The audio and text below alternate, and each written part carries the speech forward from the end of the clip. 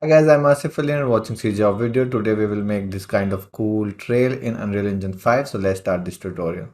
So let's start this. So I have this empty material. Nothing is there. It is translucent only two-sided.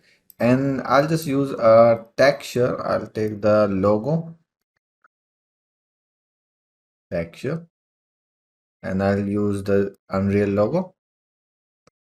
Okay. See? And just directly connect it here. And I'll take this one as alpha and just save. Then in the particle system, I have this NS trail. I have this fountain default emitter, so I'll delete all these things and I'll take the burst and I'll make it once and infinite life and I'll use that material, this one logo here. Let's make the size maybe 100 and I don't want this. So this is, and I don't want random rotation, so I'll just reset it. Okay, so I have this, cool. And then I'll just copy this and paste. And in this one, let's make this disable and make the life maybe 1. And instead of this, I'll use the spawn rate, maybe 50 and this. And then I'll add a velocity upward, maybe 50 like this. Then you can take the scale color and you can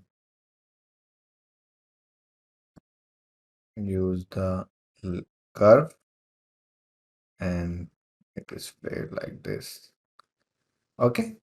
And also you can use a color. Actually, I'll turn this, delete this and take the color. And let's make this curve. Initially it should be like light yellow, then orange, then red almost.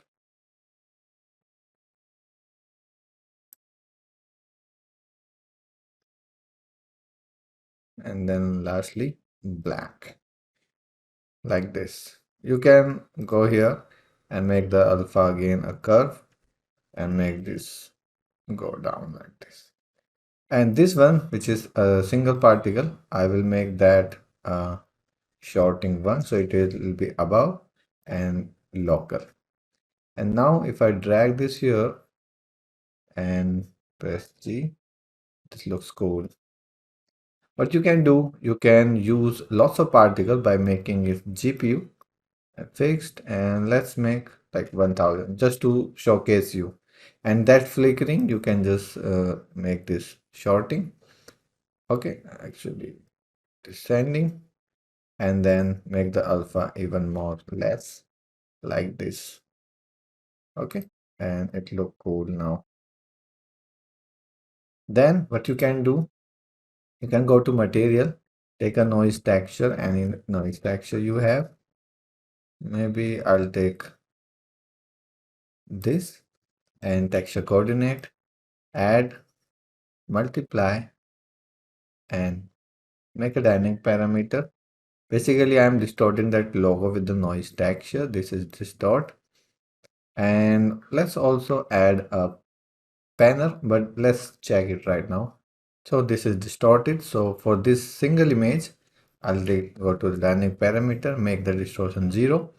And for this one, I'll take the dynamic parameter again.